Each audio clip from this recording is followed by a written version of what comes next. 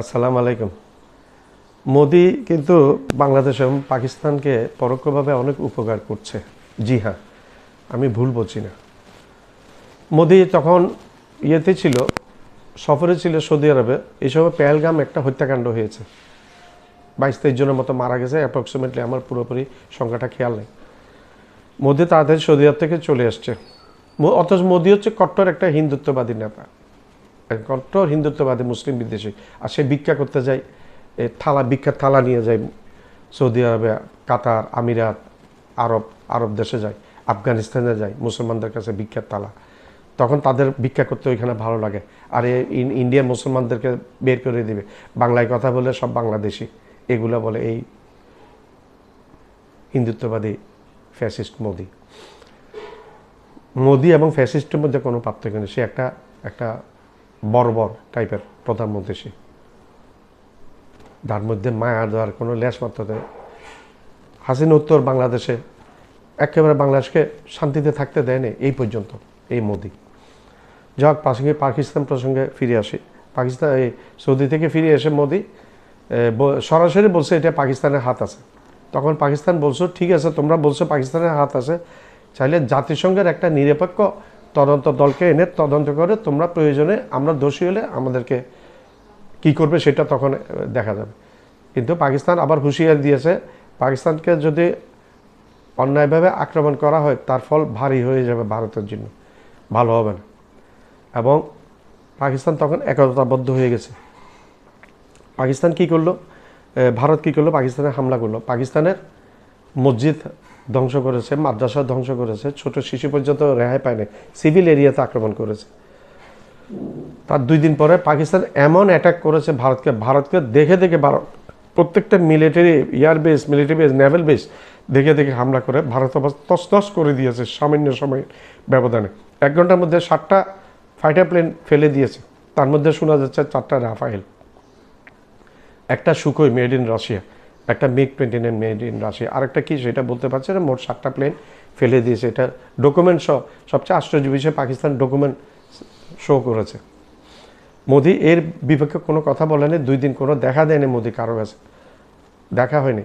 মোদি বাধ্য হয়ে আমেরিকার প্রেসিডেন্ট ডোনাল্ড ট্রাম্পকে ফোন করেছে, ফোন করে যেন পাকিস্তান যুদ্ধটা বন্ধ করে। এখন ডোনাল্ড ট্রাম্প এবং তার ভাইস প্রেসিডেন্ট পররাষ্ট্রমন্ত্রী এরা পাকিস্তানের সাথে কথা বলে যুদ্ধবিরতিতে রাজি করেছে মোদি। তারপরে পাঙ্গা পল্টে গেছে। মোদি বলছে যে মোদি আমেরিকাকে করেনি, আমেরিকা করেনি, এটা যুদ্ধবিরতি মোদি করেছে। একটা মুদখাস ব্যাটার, তোর কথা মানুষে বসে, তোর কথা পাকিস্তান শুনবে কেন? তুই চাওয়ালের কথা পাকিস্তান শুনবে? তোমার কথা চাওয়ালা, তুমি চাওয়ালের কথা পাকিস্তানে শুনবে না। আজকে বাংলাদেশের ম্যাক্সিমাম মানুষ আজকে তোদের বিরুদ্ধে, ভারতের বিরুদ্ধে। একমাত্র কারণ তোদের বিজেপির কারণ। তোরা যেভাবে আমাদেরকে দাদাগিরি করেছিস, হুমকি ধমকি দিয়েছিস, শুষে শুষে খেয়েছিস, আমাদের অধিকার হরণ করেছিস, এই জন্য তোদের বিপদ। তো 7টা দেশ তোদের পক্ষে নেই, 7টা প্রতিবেশী দেশ। চীন নাই, পাকিস্তান নাই, বাংলাদেশ নাই, শ্রীলঙ্কা নাই, নেপাল নাই, ভুটান নাই, মালদ্বীপ নাই, এদিকে বার্মা নাই, মায়ানমার নাই, ওইদিকে আফগানিস্তান নাই, আমেরিকা নাই, কানাডা নাই। তোদের যে ব্যবসায়িক একটা লাভ করতে তোরা সুইজারল্যান্ড থেকে, সেটা বন্ধ করে দিয়েছে সুইজারল্যান্ড। তোরা এখন বড় একা। এখন মোদিকে আমি বলতে, মোদি এখন নিজে বলে আমি বড় একা, আমার আশেপাশে কেউ নাই। বিনিময়ে দেখ পাকিস্তানকে শেষ করতে গিয়েছিস। পাকিস্তানের সাথে নিউক্লিয়ার চুক্তি করেছে, সামরিক চুক্তি করেছে সৌদি আরব। এখন শোনা যাচ্ছে এই সামরিক চুক্তির অধীনে শোনা যাচ্ছে অলরেডি সৌদি আরবকে নিউক্লিয়ার ওয়েপনও দিয়েছে পাকিস্তান। যাই হোক, সেটা একটা ব্যাপার আছে, গোপনীয় বিষয়। এখন শোনা যাচ্ছে কাতার একই রকম চুক্তি করবে পাকিস্তানের সাথে, আরব আমিরাত একই রকম চুক্তি করবে পাকিস্তানের সাথে। এখন পাকিস্তান কোথায় আর তুই মোদি কোথায়? তোর ইন্ডিয়া কোথায়? একা, বড় একা ইন্ডিয়া। এখন তোর অর্থনৈতিক অবস্থা অনেক চরম খারাপ। আমেরিকা তোরে 50% ট্যারিফ দিয়ে দিয়েছে। আর তোর লক্ষ লক্ষ শ্রমিক মিডল ইস্টে আছে, বেশি তেরামেরে করলে সবগুলো কান ধরে বের করে দিবে। এখন শোনা যাচ্ছে বের করে দিবে সৌদি আরব, প্রথমে বের করবে। 60 লক্ষ কর্মী আছে নাকি সৌদি আরবে। তোরা মিডল ইস্ট, তোরা বাঁচতে পারবি না, একেবারে লেগে রাখ। গাজাওয়াত হিন্দের সম্বন্ধে আমরা জানি যে ভারত টুকরো টুকরো হয়ে যাবে, আর সেটার আলামত মোদি নিজে করে দিয়েছে।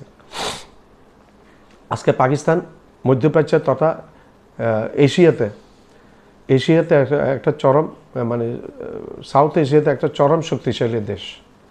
মিডল ইস্ট এবং সাউথ এশিয়া মিলে পাকিস্তান এখন একটা লিডিং পাওয়ার আছে। সৌদিকে দেখে দেখে কাতার করছে চুক্তি এবং আরব আমিরাত করছে, বাকি দেশগুলো করে ফেলবে চুক্তি। বাংলাদেশকে অফার দিয়েছে চুক্তি করার জন্য। বাংলাদেশে আশা করি এই মাসে হওয়ার কথা চুক্তি, জানি না কি কতটুকু হয়েছে সেটা। আমরা শুনেছিলাম এই মাসে চুক্তি হয়েছে। বাংলাদেশ পাকিস্তানের নিউক্লিয়ার আমব্রেলার ছাতার নিচে চলে আসে, অনেক ভালো হতো বাংলাদেশের জন্য। মোদের দাদাগিরি চলে যেত, ভারতের দাদাগিরি চলে যেত। এই চুক্তিগুলো হচ্ছে কোনো একটা দেশ আক্রান্ত হলে সব দেশগুলো মনে করবে তাদেরকেও আক্রমণ করেছে, তখন সবাই মিলে এককভাবে আক্রমণ করবে। মিডল ইস্টের আছে টাকার পাহাড়, পাকিস্তানকে পাহাড় ব্ল্যাঙ্ক চেক দিয়ে রেখেছে সৌদি আরব। আর পাকিস্তানে আছে পারমাণবিক বোমা। তুই ভারতে কি আছে? তোর টাকার পাহাড় নেই, তোর পারমাণবিক বোমা আছে। এতগুলা দেশের সামরিক শক্তির সাথে তুই কোনো মতে কুলিয়ে আসতে পারবি না। তুই প্রথমে হারাবি কাশ্মীর, পাকিস্তান নিয়ে নেবে তোর কাছ থেকে। পাঞ্জাব, তারা খালিস্তান আন্দোলন করছে, তাদেরকে সাপোর্ট করবে মুসলিমরা, তারা আলাদা হয়ে যাবে শিখরা। এদিকে সেভেন সিস্টার আলাদা হয়ে যাবে, চীনে দখল করে নিবে তোর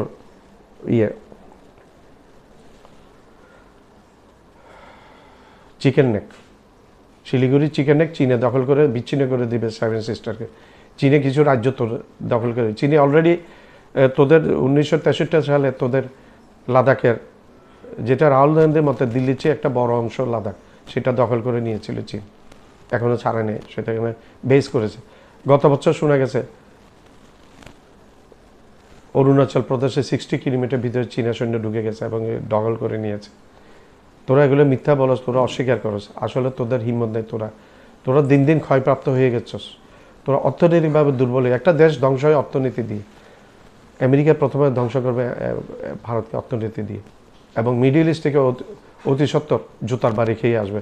আমেরিকাতে যেভাবে শিকল হাতে পায়ে ডান্ডা বেরিয়ে শিকল পরিয়ে আসছে, জুতার বাড়ি খেয়ে আসছে।